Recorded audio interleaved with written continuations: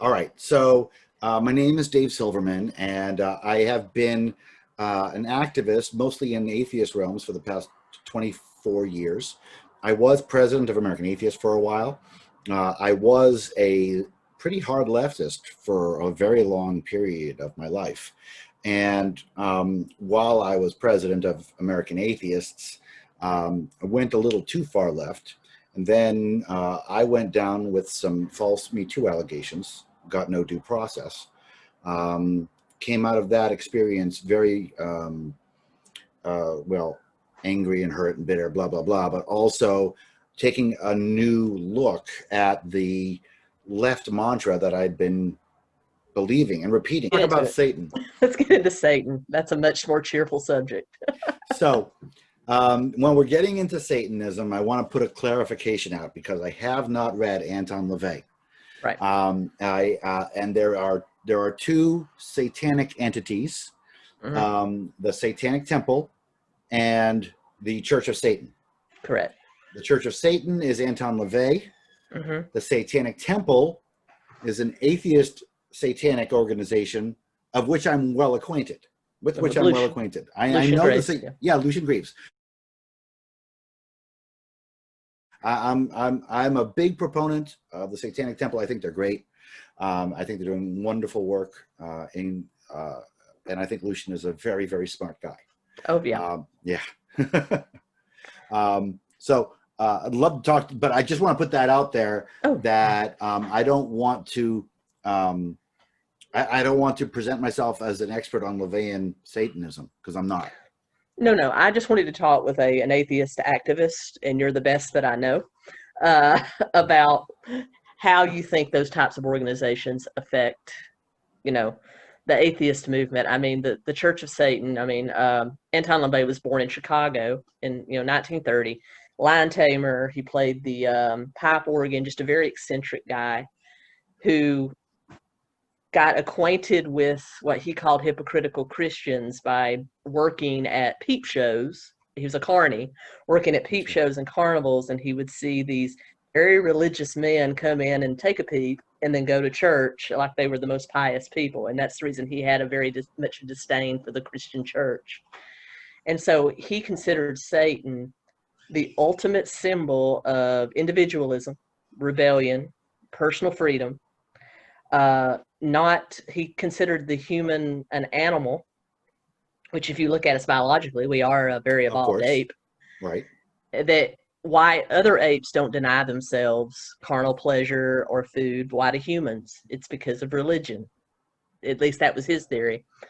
And so he created the Church of Satan as a way for men to kind of give in to their carnal knowledge. And then he was very much into ceremony and he did believe in magic. He was an atheist himself, but he did believe in magic. He studied Alistair, and his name, just the English magician and Satanist, and was very much into magic, but did not base his church on that. And I have actually heard a couple of interviews with the current high priest of the satanic of the Church of Satan. I believe it was on Seth Andrews' podcast, Thinking Atheist, and he pretty much called them atheists with a flair for drama. They like ceremony. The Satanic Temple or a Church of Satan. Church of Satan. He considers them atheists. He says you do have people that try to join that actually do believe in a personification of Satan, and he says those people are losers. You can't do anything for them. But he said there are cults out there that call themselves Satanists, but they're not really affiliated with the Church of Satan. And so he really created it as a middle finger to religion. Right. But I have heard from a very reliable source, that being my Uber driver, that Hotel California is about Anton LaVey's house? It could be. I mean, it was in San Francisco. They called it the Black House. Oh, I lived in the Lower Haight-Ashbury for a couple of years after college, and I lived right down from the Purple House, the Grateful Dead. And I wasn't far from the Black House. I never went in, but I could definitely see that being a thing. well, I got it from, like I said, a very reliable source. The Uber drivers are never wrong. Nope, never. I think so. When I was dealing with the atheist movement and looking at the satanic portion, and I guess, the Satanic Temple is, in my view, part of the atheist movement. Right. Okay, they're atheists, they're activists, they're doing their thing under the guise of Satanism. But they're atheist activists. They're staunch supporters of separation of church and state. They're really an organization that's worth supporting because they really do the perfect thing, which is use Satanism as a religion, as a wedge to propose to support church and state. So when I was at American Atheists, we would try to put benches in when there were 10 commandments on public lawns, okay? Because we had to say, okay, we want equal placing. But in order to go through that, we always had this other obstacle, and that atheism isn't really a religion. Right. Okay? And we had to go through this, the courts say you can't treat religion over non-religion, blah, blah, blah, blah, blah. We had to go through that tack. But the Satanic Temple doesn't have to do that. They're a bona fide religion. Right. And they are recognized, and they have people in many states. And they can just go in as a combative religion. And they can win an easier fight. Yep. And that's what I think, one of the things I think Lucian is doing so well with. So I see the Satanic Temple as an atheist organization. Right. And I see them not just as an atheist organization, I see them as one of the major fighters for separation of church and state. One of the major arrows. I think they're underrated as far as their potential efficacy by the rest of the movement, the church and state movement writ large. I think I really don't want to comment too much on the LaVeyan Satanism, since I don't know very much about it. To the degree that it's magical, it's not atheistic as far as I'm concerned. Right. I know that there's no literal Satan in the Church of Satan. I know LaVey was an atheist. But yeah, I just don't see them as an activist organization. They just weren't relevant to the movement. Exactly. So when I look at, I think that's the best way to put it. The Church of Satan wasn't at all relevant to the atheist movement writ large when I was involved with it. Right. The Satanic Temple is anti-woke, or it's non-woke, I should say. It's clever, it's smart, it's efficient, it's effective, and it's got a weapon that the atheist works don't have, in that it's a religion. Right. So I think the Satanic Temple, there are a few atheist orgs left that are worth supporting, and I think Satanic Temple is definitely one of them, because they're in the position, because they're a bona fide religion, to do all the work that we need them to do. Yep. Yeah. So do you think that, because I agree with you, Church of Satan was never an atheist activist. They kind of keep to themselves. They're very selective on who they take. That kind of thing. They're secretive about who's in it, so they're not out demonstrating or anything. But as opposed to the Satanic Temple. But do you think, now, I guess it would depend on your thing because from I have a lot of religious viewers. I have a nice mixture, and I guess we should start with what is the goal of the atheist movement, in your opinion? Is it to convert people from religion? I mean, I know that, but is it to convert people from the religion, No. or is it just to maintain separation of church and state, in your opinion? Okay, so religious freedom comes Hmm. when the government doesn't tell you anything, when the government Right. stays out of it. So that simple formula says that we're going to have more freedom when the church and state are absolutely separate. Yep.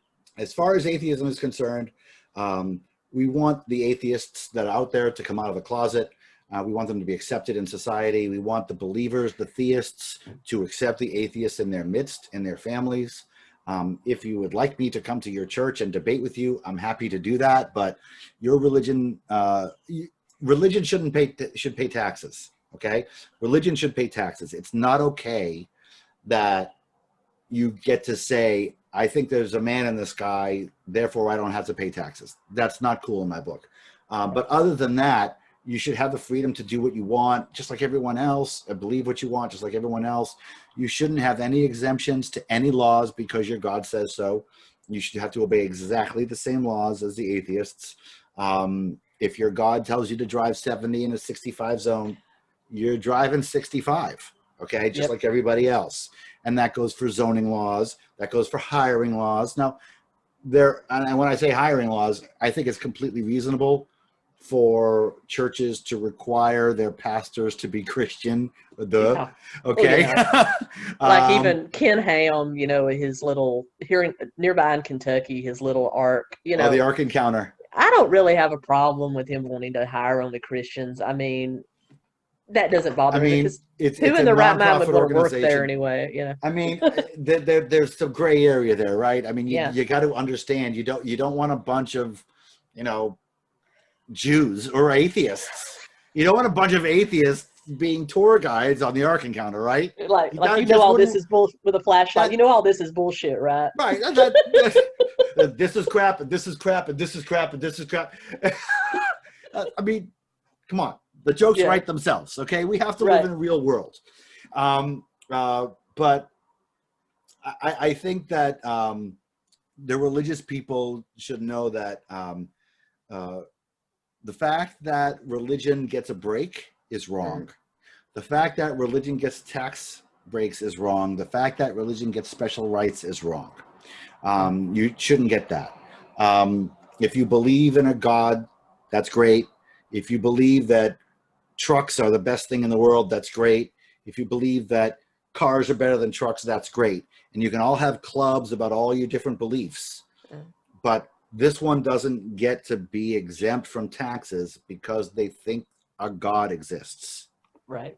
That simple thing, which changes a religion into a club into a religion, that simple thing doesn't mean that you become a positive part of society, right, by default, and are therefore entitled to not pay taxes.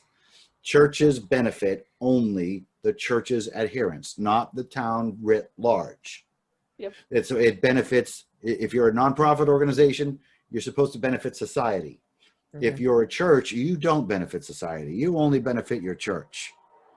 And if you're a church that, has a homeless shelter underneath it, well, that's great. But most churches aren't. Most churches don't do anything but raise money for the church. And that's just not tax deductible worthy, in my opinion. So you wouldn't have a problem with a church that runs a huge mission like a homeless shelter, like feeding the poor, them having nonprofit status. It's just every hole in the wall that calls themselves a house of God that you kind of have a problem with. Well, I mean, if there are laws around nonprofit status, right? If you're going to have a mission, you can't discriminate on the basis of religion, and you can't preach to them while they're in there.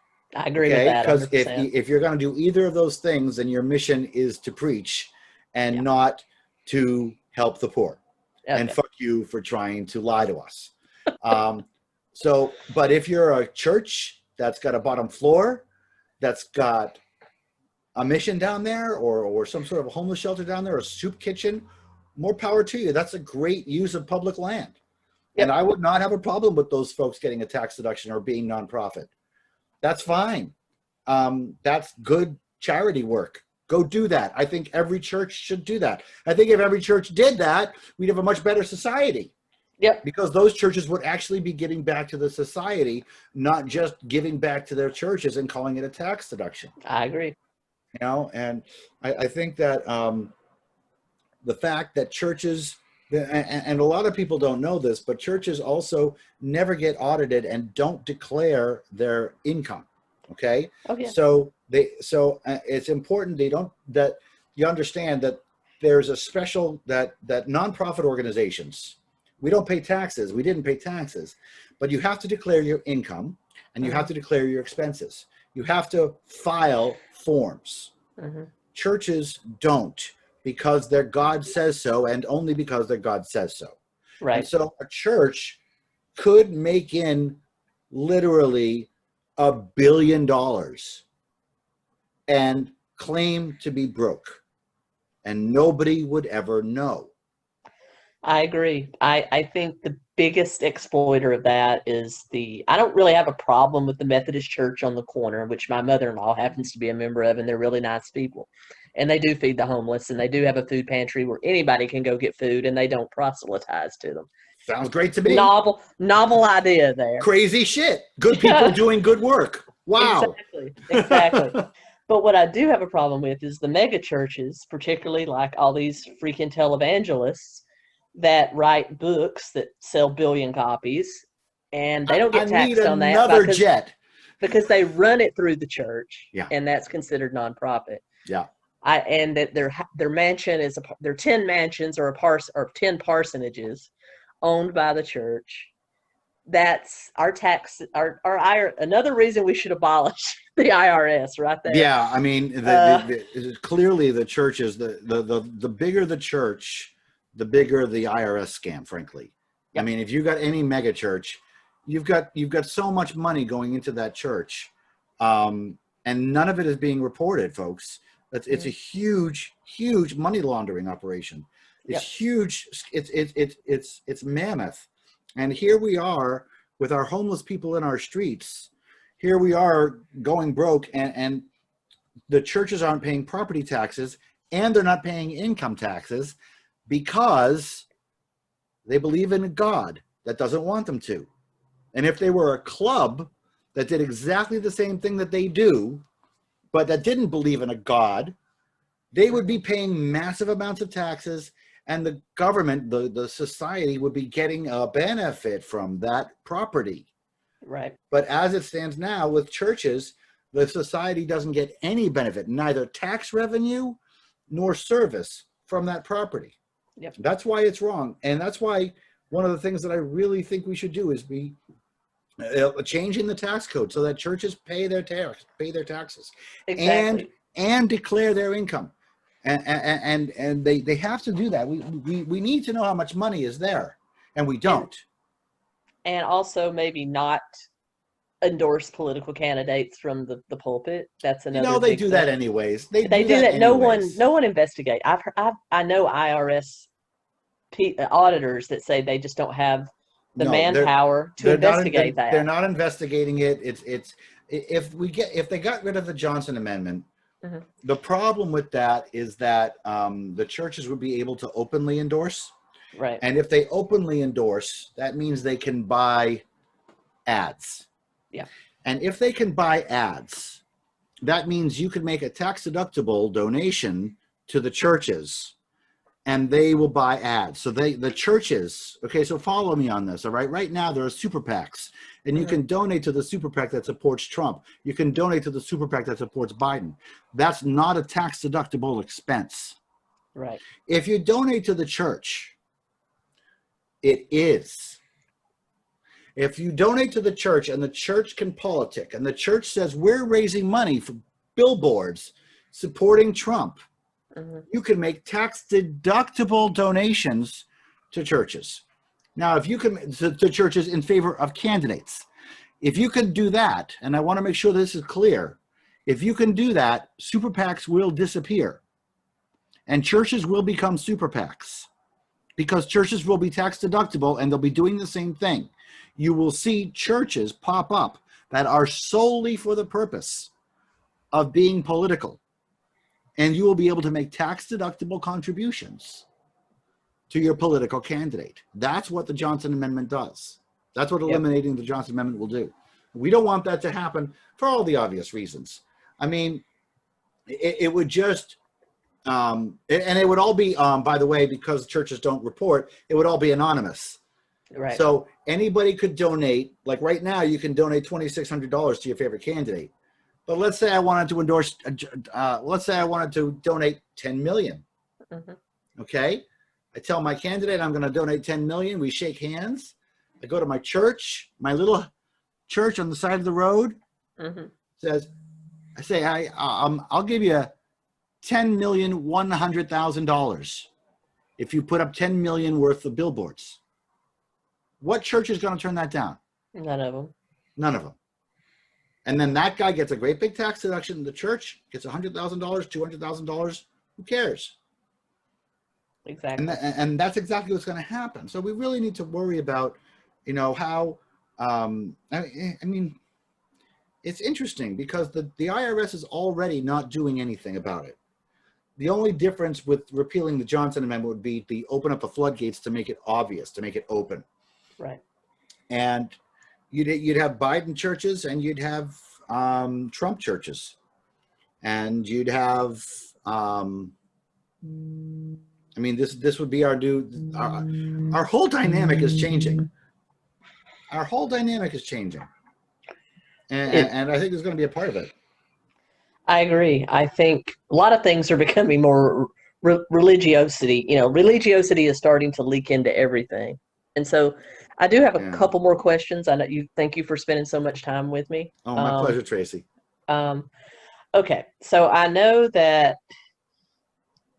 when you were, or you still are an atheist activist. What do you feel about? I'm an atheist. Yeah. You're I'm an atheist. Okay. I'm an atheist, and I guess I'm not really an activist anymore. I'm just a YouTuber. You're still an activist. You reach people. You probably reach more people on YouTube than the average activist will reach in person. So maybe. There we go. Maybe.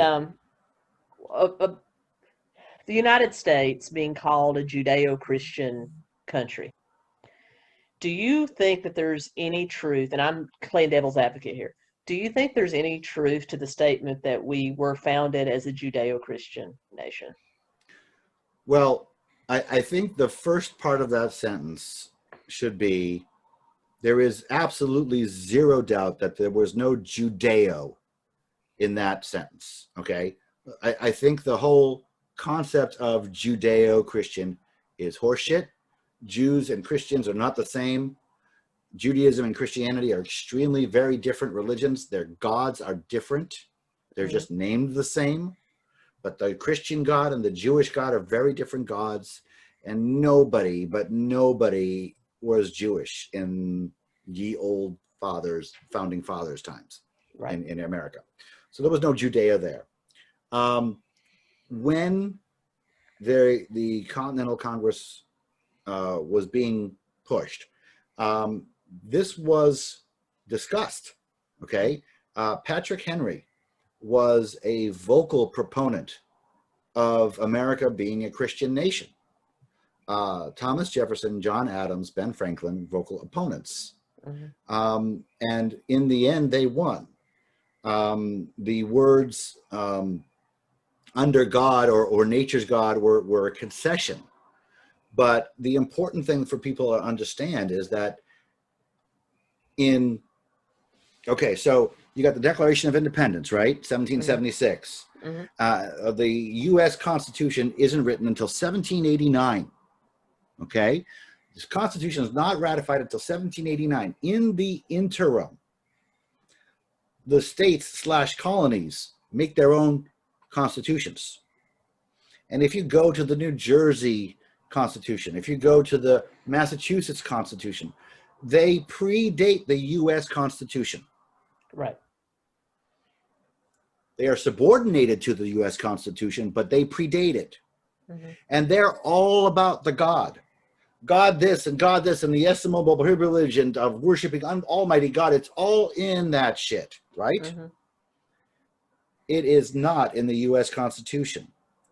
And the important thing to understand is it's not, it cannot possibly be a mistake that the Constitution, which is the law of the land, is completely devoid of the God language that was in other constitutions of its day that predated it. With Mm-hmm. people like Patrick Henry banging the gavel, Patrick Henry and somebody else's name I can't remember, banging the gavel to demand the Christianity, and there was nothing about Judaism. The Christianity be the national religion, because Patrick Henry was super religious. But people fought back against it. Mm-hmm. And so what we have is not just a secular constitution, but a deliberately secular constitution. What we have is a group of people who discussed it, and the verdict was to come out with a constitution completely devoid of religion. The only place that it talks about God is that there's no religious test for public office. Okay. Right. That and freedom of religion. Okay. And so those are the two things. So freedom of religion and no religious tests.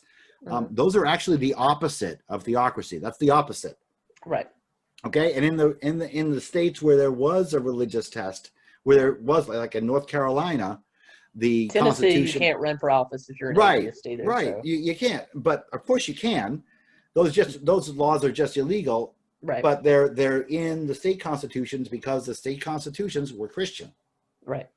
The United States supersedes that language by design, and it was all ratified by the states. So if you generated the states, you subordinate, when a territory becomes a state, it subordinates itself to the Constitution, and therefore that language in that in the Constitution is made moot. Mm-hmm. So the answer to your question is no. The answer to your question is a lot of people were religious. The answer to your question is that a lot of people wanted it to be a Christian nation. But the answer to your question is the fact that a lot of people were Christians doesn't make us a Christian nation. The fact that we were made by Christians doesn't make us a Christian nation. And there was, again, no Judeo anywhere until the 1980s. Right. 1990s. So that's what I think. I think that people need to understand that what I don't think people understood was the deliberateness of the omission of God from the Constitution. Right. It had to be deliberate. It was deliberate. We have, we have the discussions on the constitutional, the Constitutional Congress. Right. We have that. We have the discussions. So, and we have the results. So it's actually a clean-cut question, in my opinion. I appreciate you taking the time to answer it in the most eloquent way I've ever heard. Most people just say, no, it wasn't founded, and then they quote Benjamin Franklin and they go on. I agree with you, but I like I said, I've just never heard anyone explain it that eloquently. And so as part of, I guess, final couple of questions, and I want my audience to know the way I first got to know about Mr. Silverman was he got into an argument with Sean Hannity. Not an argument, a discussion with Sean Hannity on Fox News. And I think, and I'll drop that clip here for everybody. And he got memed. He is a meme out there, but as a result. But I think what I'm trying to say is that the attitude that Hannity displayed to you, the tides go in, that arrogance that goes along. You mean O'Reilly? O'Reilly, not Hannity. Yes. Belief Number or one, philosophy. If you read the Constitution, it says the government cannot promote a religion. No, it says the Congress shall not establish any laws respecting an establishment of religion. A religion, yes, not a philosophy. Okay, so you wouldn't have a problem then with the government of the United States establishing atheism, because that's also a philosophy. That would be fair for you. Establishing it? What does that mean? So we'll put in God we don't trust on all you the points. can put your winter one solstice nation sign. under no God in the Pledge of If you Allegiance. wanted to go down to Albany, go up to Albany, New York, and put a Happy Winter Solstice on Andrew Cuomo's office door, I got no problem with it. Yeah, okay? you would. I think you would. No, but you, what's that? But I wouldn't. Don't be cool tell me what I think. But when I said I didn't have a problem, I don't have a problem. Sir, got it, sir? If you had you would have a problem with it. No, I would not. Challenging you on that. You would. Why? A man that was built by a man. I'll tell you why it's not a scam, in my opinion. All right, tide goes in, tide goes out. Never a miscommunication. You can't explain that. You can explain why the tide goes in. Tide goes in, tide goes out. See, the water, the tide comes in and it goes out, Mr. Silverman. Maybe it it's always Thor comes in on top of Mount Olympus who's making the tides go in and out. No, but you can't explain A scam and a myth are the same. You can't myth explain and religion are the same thing. It doesn't matter if I can explain it. It doesn't? That doesn't mean an invisible magic. Yes. O'Reilly, Bill O'Reilly. Yeah. The arrogance that he kind of put forth, the tides go in, the tides go out, and you can't explain that. And then you kind of had that look that became a universal meme. Do you think that he's indicative of the majority of religious people in this country? And if so, do you think that the existence of things like the satanic side of atheism helps or hurts the movement based on that? If that makes any sense at all, what I'm trying to ask. Okay, I don't see the connection between the two. I don't see O'Reilly as representative of anyone but O'Reilly. Okay. I think O'Reilly was a liar. I think he is much more intelligent than he let on. Mm-hmm. I think he knew at times that he was throwing shit. Mm-hmm. And I mean, they paid him a whole chunk of change. I can't say that if he paid me a gajillion dollars, I would not toe the party line as well. Right. But I don't think that he should be representative of the people. I think he should be representative of the party that's paying him, or that was paying him. I think he was spewing the party line. I think he was manipulating the people and manipulating the masses by intent. One of the so a lot of people look at that clip. That look.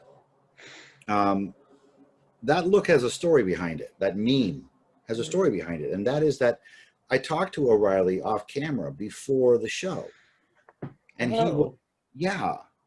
was intelligent, he was smart, he was knowledgeable, and then when the cameras went on, he became Bill O'Reilly.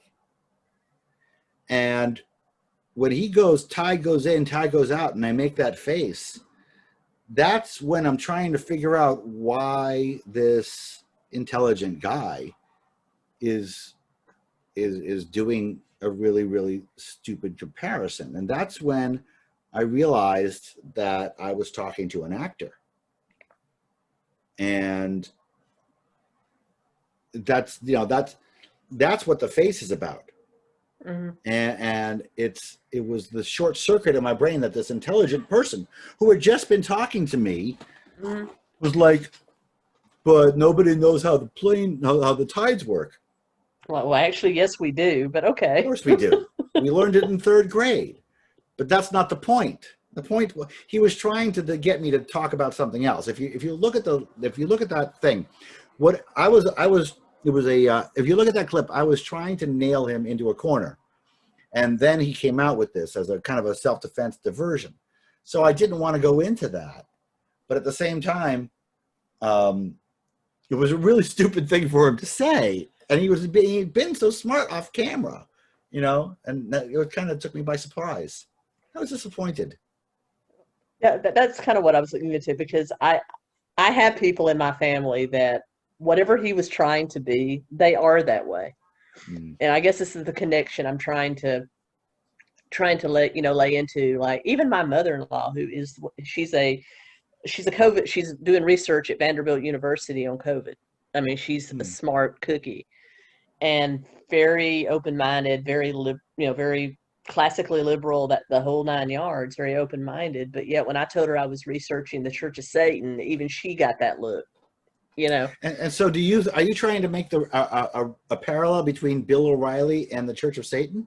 No. I'm trying to make the parallel that, like, even with him being, playing a part of a very, don't want to use the word ignorant, but there is no other word, type of Christian that would just say Satan is evil, Satan is evil. And even my mother-in-law, who is the opposite of that, but even she got that look on her face when I was talking about doing my research on the Church of Satan.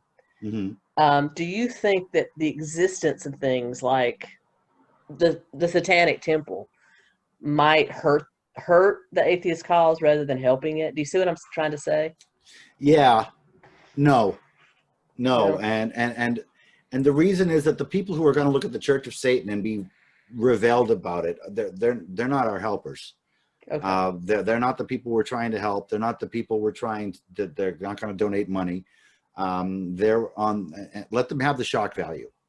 Let them have the shock value, because remember, shock value works too. I made a bunch of change in this country, or we did, by taking the edge and Mm-hmm. moving that Overton window, like I wrote about in my book.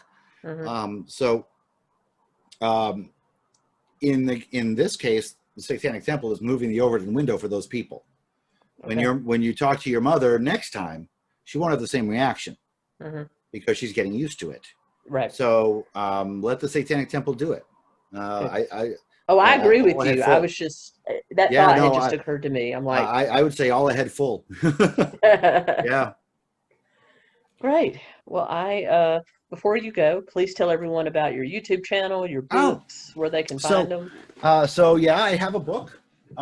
It's called Fighting God, an Atheist Manifesto for a Religious World. It's a pretty good book. You can pick it up on Amazon. My YouTube channel is Firebrand for Good. And my Twitter handle is at Mr. Atheist Pants. And what I'm doing on Firebrand for Good is I'm trying to explore my own red pilling. I'm trying to explore where I'm going on race and religion and separation of church and state, which I still think should be absolute, but also we have to weigh that against due fucking process and freedom of speech. And I'm really pissed off about it. And that's what I talk about on my channel. And so thanks, Cherry Tracy, for having me on. It was a lot of fun. It was a good conversation. I enjoyed it. I really, really, really thank you. And like I've spoke about you on my channel before, because it's no secret. Everybody knows on my channel that I'm an atheist. I don't hide that. Mm-hmm. And so I told them that I had several people that helped me kind of come to the realization I was an atheist, and you were probably forefront of them. So they all know who you are. So, and it's just an honor that I got to talk. It's nothing creepy, but it's just, I got the chance to finally talk with you, and that's great. It was you and Cult of Dusty. I don't know if you know who he is. I know. He's kind of gone too far left for me now, but in the early days, he was. Yeah, in the early days, he was one of those. Yeah. And Atheist Experience, of course, and Seth Andrews. Yeah, a lot of people disappointed me in those words. A lot of people over there disappointed me. That's the way it is. But you're still a hero to a lot of us. And that's very nice of you to say. You broke down a lot of doors. I mean, the billboard campaign that you did, was one of the things that inspired me to really, because I struggled with atheism for a long time. I've struggled with it. I was raised Pentecostal. My grandparents were snake handlers. We grew up in the Appalachian Mountains. And if you want to see something that will freak you out as a kid, go to a church where they try to get you to handle a snake. Or where people are handling snakes, not necessarily trying to get you. So I was raised in a very fundamentalist type of religion. My sexuality was a problem. I got sent to gay conversion therapy, and then ended up getting a scholarship to a Southern Baptist college, which ended up being a great experience. You'd be surprised the number of atheists that teach at Southern Baptist colleges. Did the gay conversion therapy work? No, not at all. And it's just, so I kind of was struggling with a lot of things. And then I did the thing where I became a different denomination. Like I went from Pentecostal to Baptist, then to Episcopalian, and then, maybe I'm a Unitarian, that kind of thing, trying to find something that fit. And finally, I saw one of your billboards. I think it was one of the ones with the manger scene that says, it's fake news. And I looked at it and I'm like, yeah.